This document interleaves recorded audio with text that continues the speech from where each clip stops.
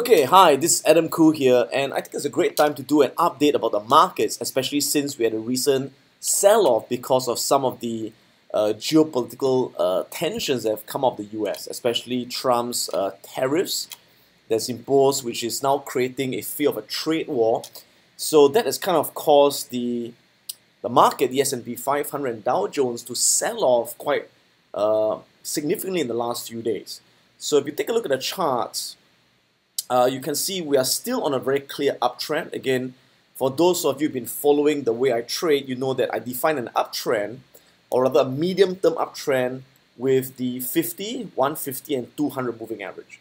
So as long as the 50 moving average, the blue line, is above the 150 moving average, the green line, we're on a pretty clear uptrend, right? And again, the 200 moving average, which is the red line, acts as the last line of defense. It's the strongest support an uptrend can have. Now, I've mentioned this before that a downtrend is only confirmed when the 50 moving average crosses below the 150 moving average and both moving averages are sloping down or have flattened. But if one of the moving averages are sloping up, it is not a confirmed downtrend. Similarly, if the price breaks below the 200 moving average, it is also not a confirmed downtrend. There are many times when price breaks below the 200 but quickly reverses back above the 200 and continues its bullish trend. Only when the 200 moving average slopes down does it confirm a downtrend. So taking a look at where we are in the markets, a couple of weeks ago was my last market update. At the time, the S&P 500 sold off and it found support at the 150 and 200 moving average. And it formed a very bullish pin bar over there. And I said that was a really great entry. So I talked about the fact that that was a very nice entry at the high of that bullish pin, stop loss at the low of the bullish pin. So that was when many of my students and myself, we took an entry as the price exceeded the high of that candle. All right, so we took that trade over there. It went up nicely, but again, news came out and the price sold off again. Now again, there's no point really reading the news because you can't predict the news and you can't anticipate how the market reacts to the news. All we're concerned about is to look at the price action and to make decisions based on the price action of the charts and not attempting to make predictions based on interpreting news events. Right? So there's no way we could have predicted the second sell down, but it happened. Right? So what do we do right now? So those of you who got into the trade over here, you would still be in the trade. It has not yet gone below the low of this candle, so it has not hit your stop loss if you're taking a short-term trade on the S&P 500. Now at the same time, if you are not in the market yet for a trade on the S&P, this could be another great trade opportunity to take. All right, let's take a look at why. So you can see right now, okay, so the price has sold off, and what you see here is what we call a one white soldier pattern. That's a very bullish candlestick pattern.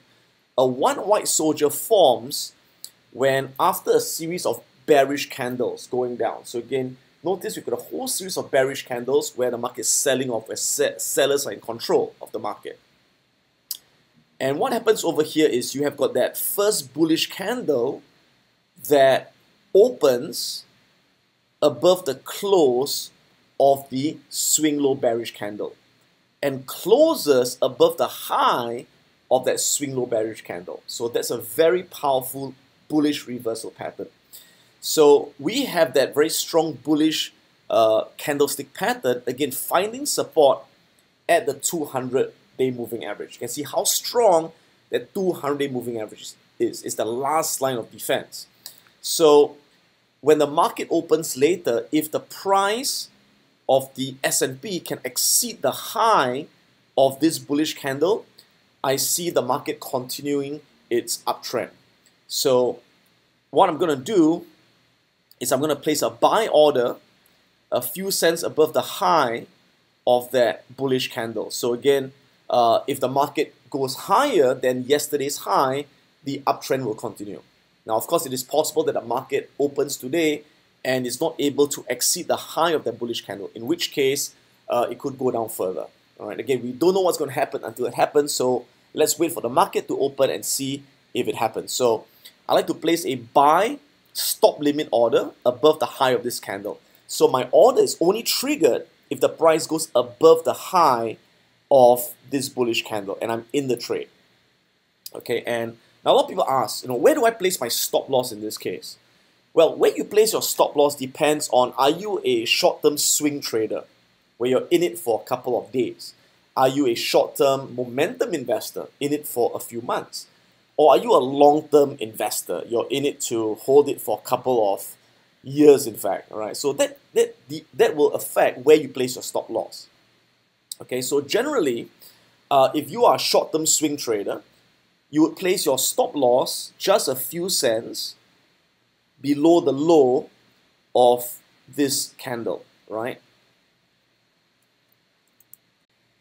So if you do that, what happens is this is your entry price, that's your stop loss price.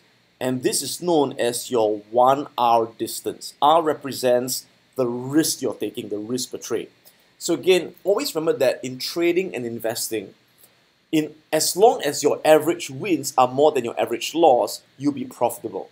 Even if you're not right all the time. You just need to be right 50% of the time or even less than that. So if this is your stop loss distance, and if the price can go back to its previous high over there, right, you will get, well, close to a 2R profit. So in other words, you're risking 1 hour to make 2R, risking $1 to make $2. So that's a pretty good risk return. Okay, so again, if you're a swing trader, you normally enter and you exit at the previous high point. That is known as swing trading. Okay. Now, if you're more of a short-term momentum investor, you don't exit at the previous high. You continue in the trend until the short-term trend reverses. So usually for short-term traders, or rather short-term momentum investors, you could place your stop loss slightly lower than the low over here. Okay, so you could place the stop loss about 1 ATR below the low of the closest support. So in this case, the closest support is the 200 moving average. So I'll place a stop loss 1 ATR below that 200 moving average. So what is ATR? ATR stands for average true range. It tells you the daily volatility of that stock or ETF. So to look at ATR, you can go to this setting over here and you can choose ATR or average true range. There you go, I select ATR, I click OK, and there we go. So you can see that this is the ATR of the S&P 500 ETF, the SPY, okay? Or rather, sorry, this is the S&P 500 itself, okay? Sorry about that. So you can see that right now the average true range is about 43 points. 43 points. What does that mean? That means on average, the S&P 500 moves by 43 points a day, most recently. Now I can see that the ATR changes, the volatility changes as the market moves over time.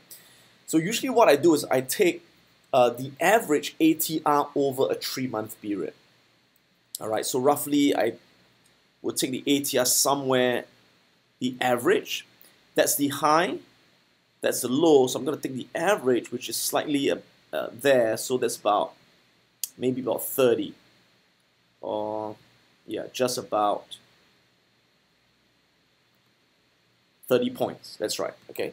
So in other words, I'll place my stop loss 30 points below that moving average support if I'm more of a short-term investor and I want to kind of like hold it and ride the trend. So in other words, my stop loss will be at 2580 minus 30. It will be at 2550, which will be somewhere there. Okay. So again, you could place your stop loss over there, or you could place it over here to give yourself a bit more buffer. Okay. Now, if you're more of a medium to a longer term investor, you could place the stop loss below the previous swing low over here. Okay. To give yourself even more room. So again, there's no right or wrong place to place your stop loss, but there's always a trade-off. The further you place your stop loss, the more buffer you give for volatility. But the wider your 1 hour distance. So it'll take a bit longer to reach at least 2 to 3 hours for a very profitable investment or trade. So you got to think about that. Okay. Now, as you know, you can't actually trade the S&P 500 itself. You have to trade the S&P 500 ETF known as the SPY. So if you click SPY, this is the ETF that you can actually purchase. You can enter long in the market, right? So currently, again, the price is 265.11. So a good entry would be about 10 or 20 cents above the high. Again, if you're a swing trader, you could put a stop loss right below the low and a short-term profit target right at the previous high. Okay, and again, when the market opens, if the price exceeds that high, we have got a nice potential profit over there. Okay, and this would be the risk that we are taking on this trade. So this is a pretty valid trade. I'll say it's a good probability. It's worth taking this trade. I'll be taking it and we'll see what happens. Okay. Now, the other thing I like to talk about is Facebook, because I think Facebook has been in the news a lot, and I've been getting a lot of emails asking me, hey, is Facebook a good investment opportunity right now? Is it a great trade opportunity right now? Because Facebook, as you know, has been one of the darlings of the stock market, especially the tech sector.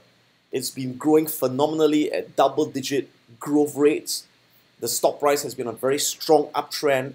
It's got a dominant position in social media, very wide economic mode. So what happened recently was Facebook was sold down violently, right? People kind of like dumped the shares because they were found to have kind of like contributed to the election meddling. Okay, 50 million Facebook users, their data was used without their permission because of Cambridge Analytica. So there's a big scandal now. Facebook, Mark Zuckerberg is being investigated, and some people are pissed off. They say, I'm going to delete my Facebook account.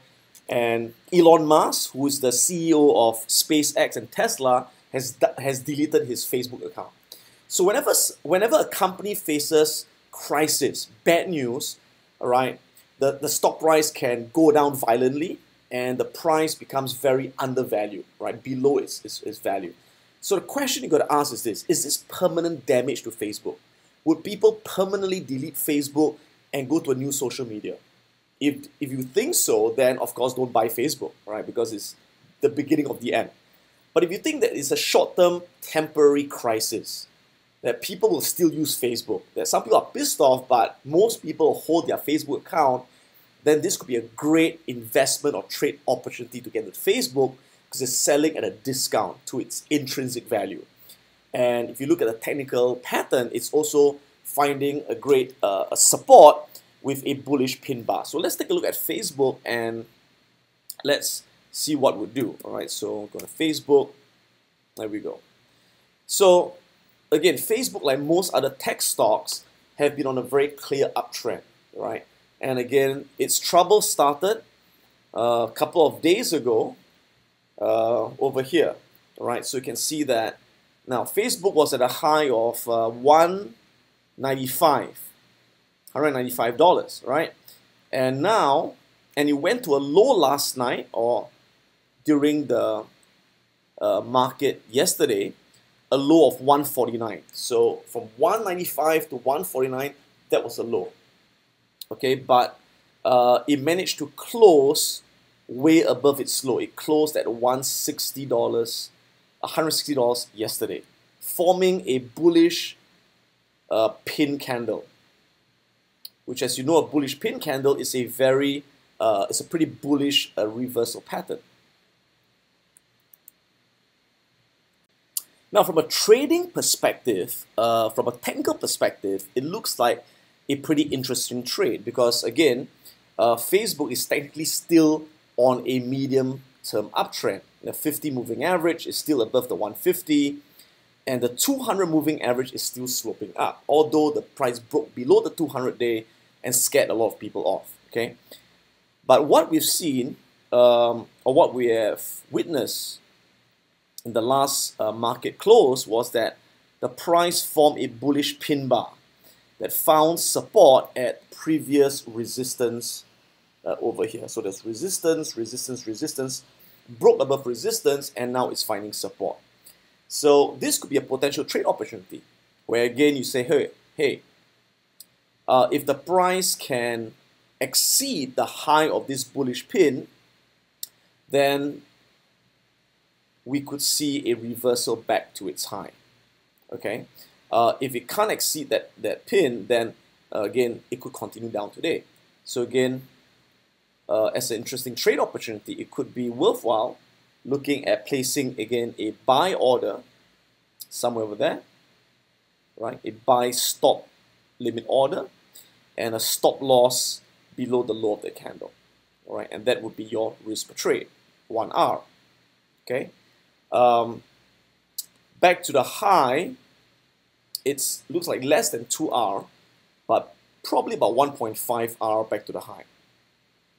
Okay, but again, if you believe Facebook will continue its trend, then of course you can get in at a really good price. Now, how about from an investment perspective? Now, one of the things I love to do is, I love to kind of like poll my friends. So I kind of like asked about 40 friends. I'm in Singapore, by the way, right? I asked 40 friends, I say, hey, you know what? Have you heard of this Facebook scandal? Well, first of all, half of them didn't hear about it. Those ignorant people did not even read the news, right? And half of them heard about it. And I say, okay, are you going to delete your Facebook account? And they say, what for? Okay, I spent years building up my Facebook account, I've got all my friends, I'm not going to delete it. But to be fair, I'm from Singapore, okay, and this scandal did not really affect Singaporeans, it affected Americans. It screwed up their elections and got Trump elected for better or for worse, okay? So I'm not sure. So if you're an American and you're watching this video, I'd like to get your feedback, all right? Post your comments below. Because of this that has happened, would you delete your Facebook account? Or would you continue holding your Facebook account? Because as an investor, that's pretty good to know. Because again, if most people are not going to delete their Facebook account, then this is a great buying opportunity, because this is known as short-term irrational panic in a stock, whereas the stock's value and growth is still intact. It's a great time to buy at a discount. But again, as an investor, the question you got to ask is Facebook's cheap at this price? Is it a worthwhile investment? And one of the things I do as an investor, and I teach this in my Wealth Academy investing program, and I also come up with an online course on investing where we focus more on fundamentals, on calculating the company's intrinsic value. So one of the things that I use is this thing called the intrinsic value calculator, based on the discounted cash flow model. All right. So what I do is I key in the various elements or various numbers. Okay. For example, Facebook, the recent cash flow from operations, how much cash it generated from its business, is $24 billion over here. And you can easily get this data from websites like Morningstar. Right? For example, if you go to Morningstar, you can check, there you go, right? 24,216. This is the latest net cash from operations, which means how much cash the company generates from its business. Because the way I value a business is based on how much cash it can generate from its business, right? So Facebook made $24 billion in cash, and so I'll put in 24 billion, right? Now the great thing is Facebook has got no short-term or long-term debt, right? So it's a debt-free company. It's really, really safe. So it's zero debt. And cash, Facebook has 48 billion of cash in its bank account, right? 48 billion in cash. You just take a look over here. Just show you, you look on the balance sheet under the last quarter, under cash, you can see cash, Facebook has 41,711, $41 billion in cash, 41,711, right? So I can see there was a recent update, so I just got to update that. 41,711. Yeah, there we go. Okay, and Facebook its projected growth rate, you can get it from Finviz. If you take a look at Finviz, let me go back to that slide. There we go.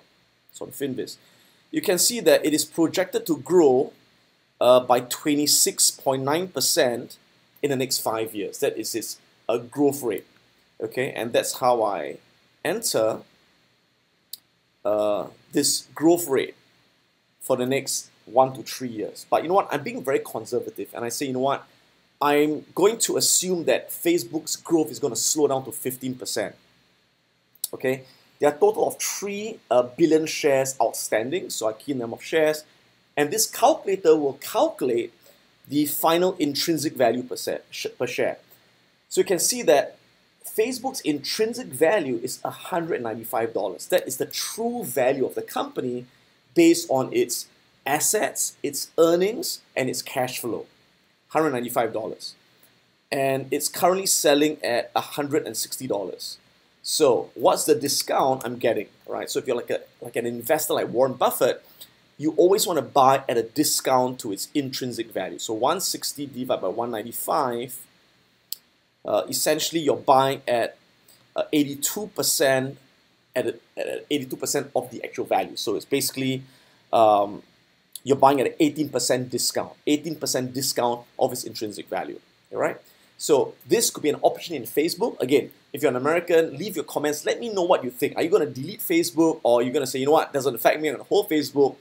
I think it's a great investment opportunity. So personally, I think it's a great opportunity to get into Facebook from both a technical perspective as well as a fundamental perspective. So this is Adam Khoo signing off, and I'll see you in the next market update.